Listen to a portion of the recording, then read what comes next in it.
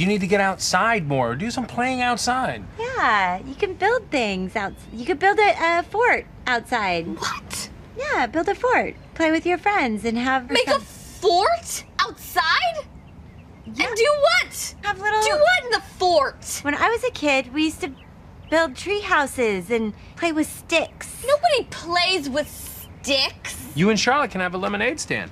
Play kick the can. Look for dead bodies. That's fun. That's fun to do. Get a tire and then just take a stick and run down a street with it. Nobody does that crap. It's 2012. You don't need technology. No technology. Charlotte, put that down. Hi everybody, I'm Peter Travers and this is Popcorn, where we tell you what is happening at the movies. And if you want to laugh at the movies and you want to feel just a little bit uncomfortable too, you've got to see Judd Apatow's This Is 40 starring Paul Rudd. Some people say they are the same person. I don't know that myself, so that's why they're both here. Paul, Hi. Judd, welcome. Thank you. I don't think you've ever really, outside of the business, been seen in the same room together, so this is kind of great.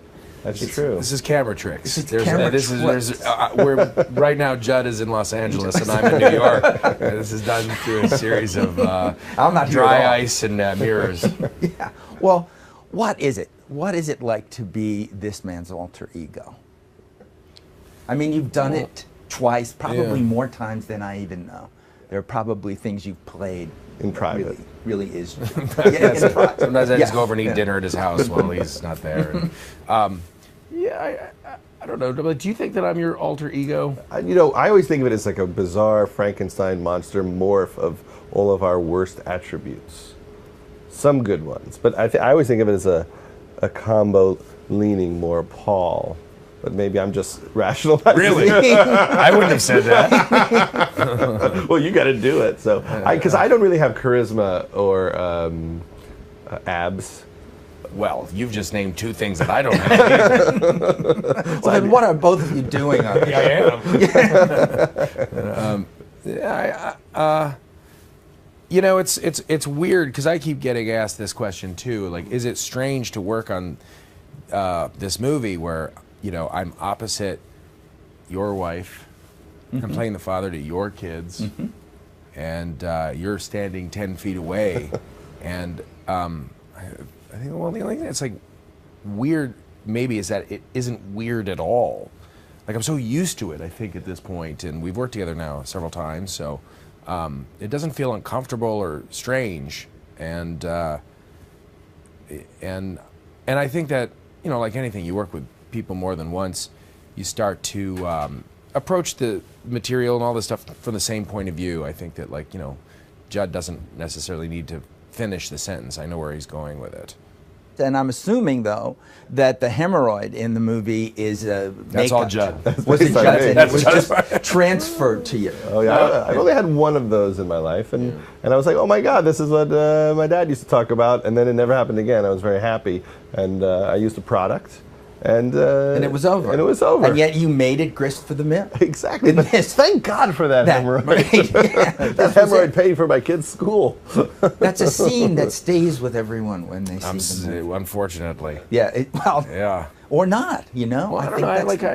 There was that thing that we were kind of. That was something that in, kind of writing the script, later on, we were laughing about this idea that would happen. Then then Judd wrote it into the movie, and I remember thinking oh, this is funny. It would be very funny. And when you're kind of doing these things, I think of it in the context of the movie and the character. So I have no shame by any means, and there's no way you can have any kind of vanity if you're doing any of this stuff. But I do remember shooting that scene, and then after the fact going, why did I do that? I hope I thought you told me you would recreate that for us here. The chair. Yeah. Is that later? Oh no, I'll do it, and then I'll go home and cry doubly hard. We could use this popcorn thing basically. Is this real? real? It's not real, so don't touch it. Wait a minute. Wait. Yeah. Don't. Look at that. Don't spoil the magic. But that's so, was it real? And then you've sprayed it once with... it was real. Once it was real. And now it's like those owls. What do you spray it with that it doesn't just start to decompose? Something we're not supposed to use. So I don't want... I'm breathing it in right now. You are. Yeah, it was sprayed a long time ago. Believe me, you're safe. It's good spray, like a lacquer. See, I think all those scenes are, like the dirtiest or silliest moments are meant to symbolize something deeper, which is it's everything you wouldn't do on a first date. It's everything that you don't do while the romance is alive. And so when you're with someone for a really long time, the rules slowly change, and you're also depressed that like romance is changing, and you are comfortable asking somebody to look at something, but there's other that they might results not of that. And that's I think in a good, healthy marriage, there will be times when you have to ask your spouse, what is this? What does that look like? And I mean, there's something beautiful in the intimacy of that. And it might be disgusting or embarrassing, but it's pretty incredible that you could feel comfortable enough in front of somebody to say, check this out. There he is, the writer and the director, and he's saying, you're going to be me, but I'm wondering, there must be a little you, right? Well, I mean, yeah, there's, there are aspects of my own marriage that are in it that were knocked up that I think seem to be somewhat universal for couples that have been together for a long time. Can you give us an example? I mean, there's no, as far as specifics. The fantasy baseball. Yeah, like more knocked up. There was some specific stuff, but we spend a lot of time and have spent a lot of time over the years, getting together and talking about this stuff. What are some things in our lives that we contend with? What are some things about us that our wives don't like? And Is Judd. that possible? Is it possible? What is it that your wives don't like about it? About us. Well, one thing that's in the movie is a lot of hiding feelings, hiding when things go wrong, not wanting to be ashamed of not doing well. That's something that is a common theme. Well, Knocked Out too, I remember that scene with you and Leslie where you snuck off to the movies without her. Yeah. I never do that, but I think about doing it. I think That's worse. It's a sin. Exactly. I think I could say I have a meeting and go see the master again. And but I never do it because I'm so scared that she has some technology to track my cell phone.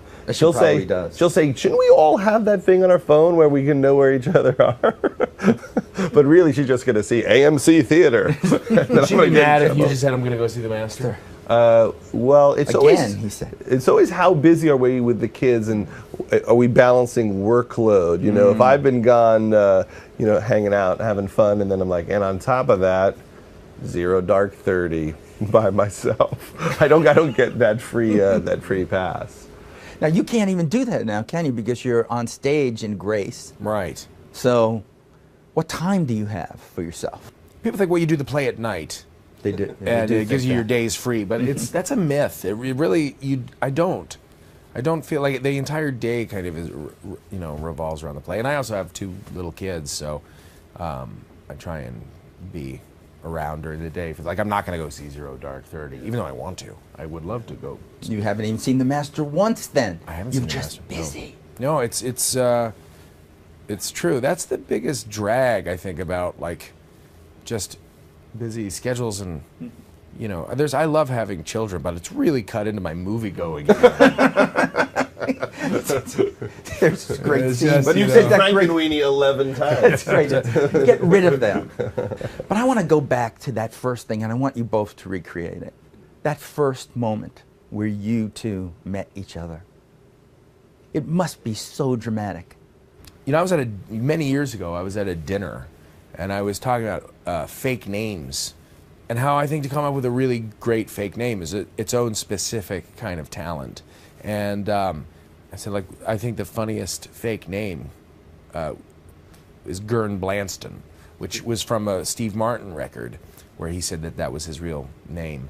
And somebody at the dinner said, oh, that explains Judd Apatow's email address. And I knew who Judd was, because I think at that time you had done Freaks and Geeks and Undeclared. Had you done Undeclared at that point? Yeah, I was in the middle of that. Oh, okay. Because I remember Ben Stiller show, and I knew who, anyway, I went home and then just emailed him and said, way to go on the Steve Martin reference for your email address. And then you email me back, And then we kept in touch for like a year or so. Then we were on Always John email. Then we were on John Favreau's show, Dinner for Five. Yeah. And that's right when we were casting Anchorman, and I met Paul at his audition. Yeah, at the audition for the Anchorman. So it was weird. Like went into the room to audition for Anchorman, and you were there. And it was the first time I met you, but I felt as if I like had a pen pal already. And it was like meeting, your Asian pen pal. You just brought you blue jeans from my country. There in the moonlight, a fugitive running, alone in the dark.